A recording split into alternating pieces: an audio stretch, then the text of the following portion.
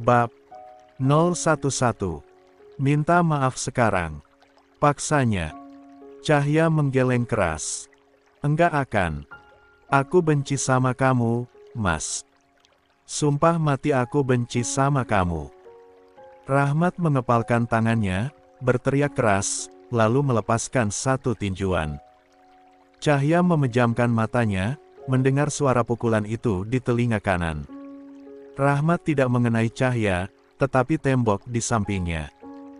Pria itu langsung melepaskan cengkeraman tangannya dan Cahya langsung luruh ke lantai. Aku udah nggak kuat dengan pernikahan ini. Aku muak sama semua yang kamu lakuin. Kamu bicara tentang reputasi, padahal kamu sendiri bebas bertemu dan berhubungan sama Gracia, kenapa nggak ada yang mempersalahkannya? Kenapa kamu berhak marah sama aku saat yang kamu lihat cuma foto tanpa bukti lalu menuduhku sembarangan? Jeda. Cahya menarik napas yang terasa sesak. Kenapa aku nggak berhak marah saat kamu sendiri jelas yang selingkuh dengan wanita lain? Rahmat menatap Cahya tajam. Namun, Cahya sama sekali tidak takut. Dia sedang dalam puncak amarahnya sekarang. Oh, atau kalau kamu boleh dan hanya aku yang nggak boleh. Cahya tertawa hambar. Picik sekali. Ini benar-benar enggak adil buat aku. Padahal aku enggak ngelakuin apa-apa. Sedangkan kamu sama mantan kamu itu, bisa jadi kalian udah sampai tahap check-in hotel, tawanya getir. Kamu jangan fitnah Cahya. Terserah, aku gak peduli. Aku gak peduli kamu mau ngapain sama wanita itu. Aku muak. Sekarang aku hanya minta kamu ceraikan aku sekarang. Aku capek sama kamu. Cahya mengusap wajahnya kasar. Lalu detik selanjutnya ia langsung lari ke kamarnya menangis sejadi-jadinya di sana. Sampai malam menjelang Isya, Cahya tidak mau keluar untuk makan malam dari kamarnya. Ia mendekam di sana memeluk lututnya, meski perutnya memberontak karena lapar, tetapi dia lebih baik menahan lapar daripada bertemu dengan Rahmat. Ia amat sangat membenci pria itu. Setiap mengingat kelakuannya, setiap mengingat perkataannya membuat hati Cahya semakin sakit. Ia tidak tahu lagi bagaimana menjelaskannya. Sekarang dia berada di titik paling benci pada pria itu dan ia ingin pulang ke kampungnya. Sementara Rahmat sendiri sebenarnya bisa menahan lapar meski tidak makan malam, karena sudah terbiasa. Tapi dia khawatir dengan Cahya. Takutnya wanita itu kelaparan lagi seperti waktu itu. Ia tahu Cahya tidak sekuat dirinya. Ia mondar-mandir di dalam kamar, memukul tembok, menyumpahi semua kejadian tadi. Sampai akhirnya ia memutuskan untuk menyampingkan egonya. Dia bergerak keluar dari kamarnya, mengetuk pintu kamar Cahya berkali-kali. Cahya buka pintunya, bujuknya. Tidak ada jawaban. Rahmat kembali mengetuk. Buka pintunya atau saya dobrak sekarang. Di balik pintu, Cahya duduk di atas kasur, memeluk lututnya, mengabaikan teriakan Rahmat di luar sana. Cahya seolah tuli. Kalau kamu nggak mau buka, saya akan dobrak paksa pintunya. Tetapi sama saja. Masih tak ada respons. Dari dalam, Cahya hanya diam. Dia tidak peduli. Akhirnya Rahmat dengan kesal mendobrak pintu itu keras hingga terbuka. Cahya terkejut melihat Rahmat yang melangkah nyalang ke arahnya. Dia ketakutan. Takut Rahmat akan berbuat kasar lagi padanya. Tapi tanpa diduga, Rahmat malah menarik tangan Cahya paksa dan menggendongnya, lalu membawanya ke meja makan. Cahya berusaha memberontak, tetapi pria itu tidak menggubris. Lepasin. Rahmat menurunkan Cahya di atas kursi, memaksa gadis itu diam di sana, sementara dia menyodorkan makanan dan menyuruhnya makan. Makan, ucapnya dingin. Cahya menggeleng, tatapannya masih marah dan kesal. Saya bilang makan. Paksa Rahmat. Aku nggak lapar, jawab Cahya. Kamu mau saya suapin dengan paksa atau kamu mau makan sendiri? Ancamnya. Cahya menatap Rahmat dengan nyalang. Kenapa pria ini suka sekali memerintah dan ia amat sangat membencinya sekarang? Cahya meraih sendok makan dengan terpaksa dan memakan nasi goreng yang dihidangkan Rahmat tanpa sekalipun menatap pria itu. Rahmat terus memperhatikan sampai makanan itu habis setengahnya. Cahya selesai, ia melepas sendok itu, meraih segelas air, menegaknya lalu bersiap untuk balik lagi ke kamar. Tetapi Rahmat menghentikannya. Tunggu.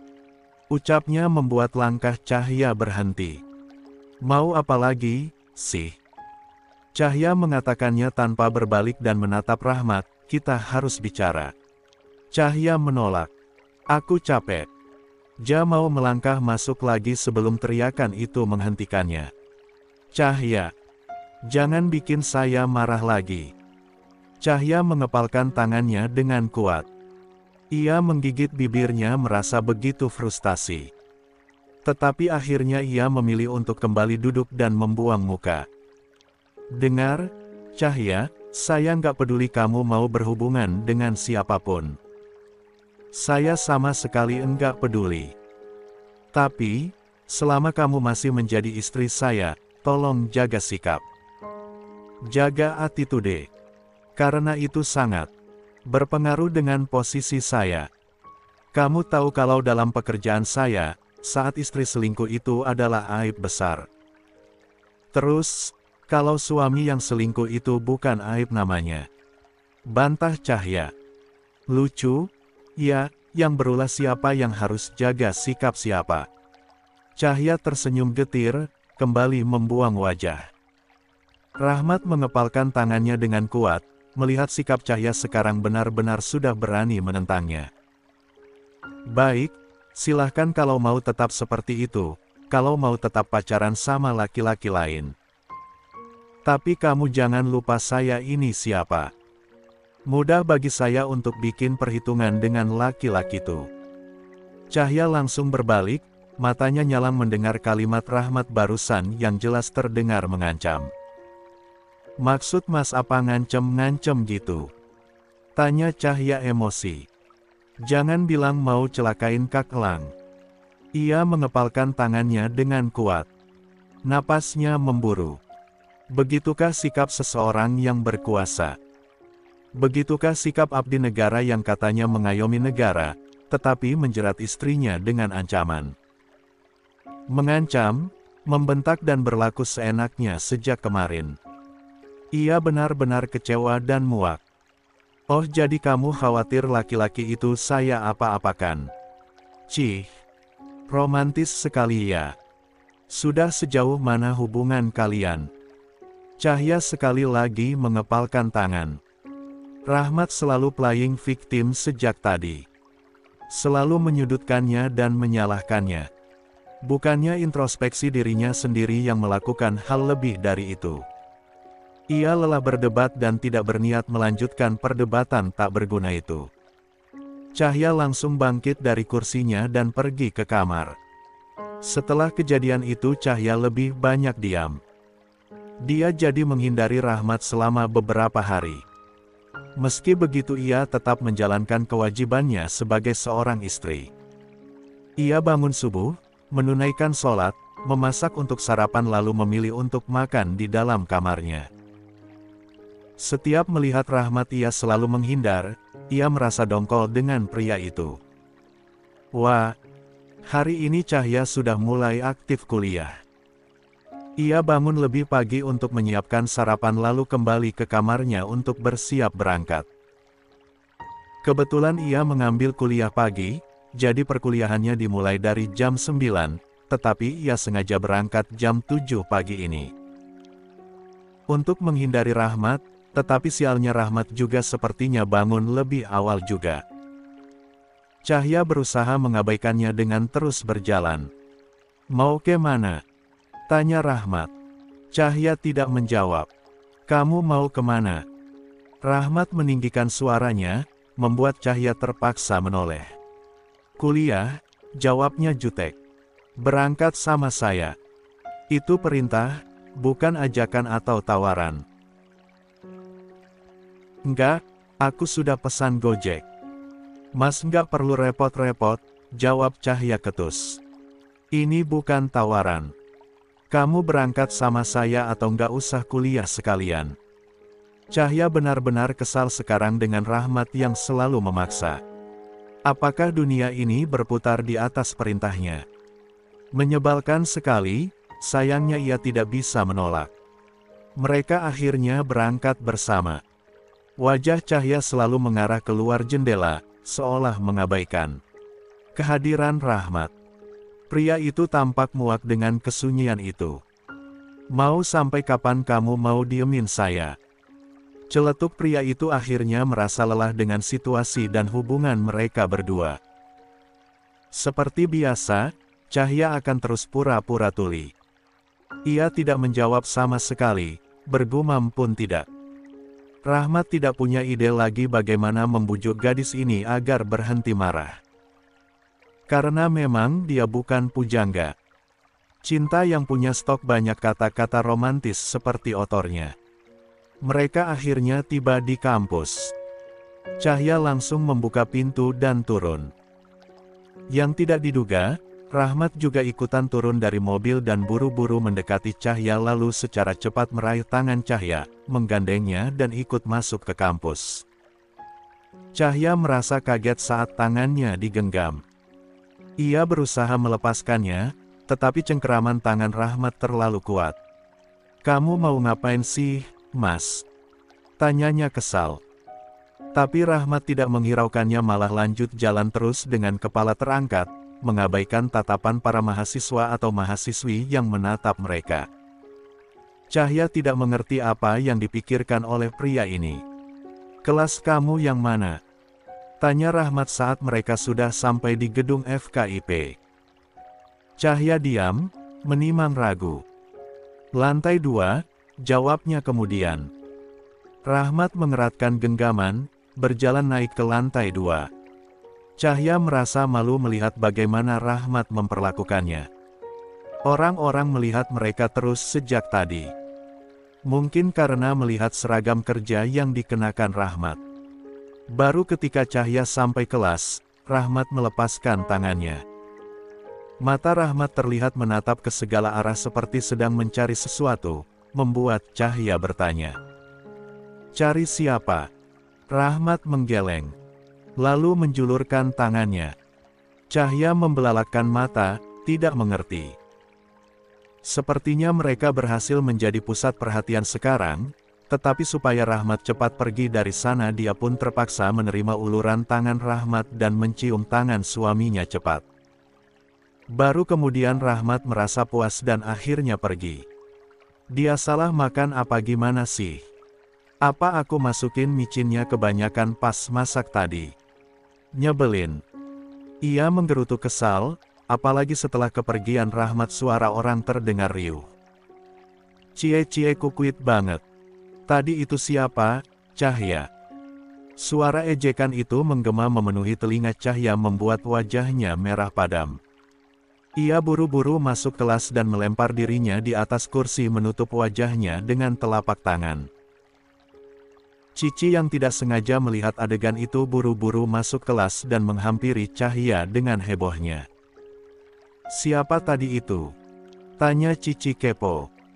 Cahya mengangkat wajahnya, melihat Cici yang melotot. "Cahya, aku tanya tadi itu siapa, kok kamu malah bengong?"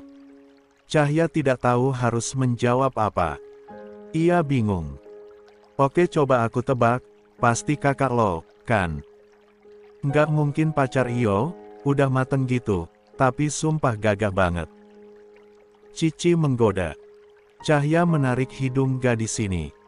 "Au, sakit anjir." Cahya tertawa. "Bener, kan kalau itu kakak 10. Cici masih kekeh. Cahya akhirnya mengangguk.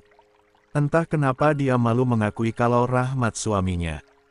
Sebenarnya efek kesal saja atas kelakuan Rahmat yang menyebalkan tingkat dewa.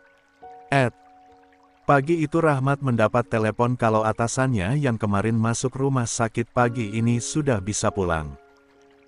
Jadi ia inisiatif untuk ikut menjemput atasannya. Kebetulan juga sudah ada yang menggantikannya di pusat sementara ia pergi. Untuk berjaga-jaga seandainya ada laporan masuk dari tim yang bertugas. Di rumah sakit, ia harus menunggu di depan ruangan. Sementara keluarga atasannya itu menyelesaikan administrasi dan membeli obat yang dibutuhkan. Dan sekali lagi dia bertemu dengan Gracia di sana. Awalnya Rahmat tidak menyapa, berpura-pura mengalihkan pandang saat Gracia mendekat, tetapi akhirnya ia tidak bisa berbuat apa-apa saat Gracia duduk di samping Rahmat.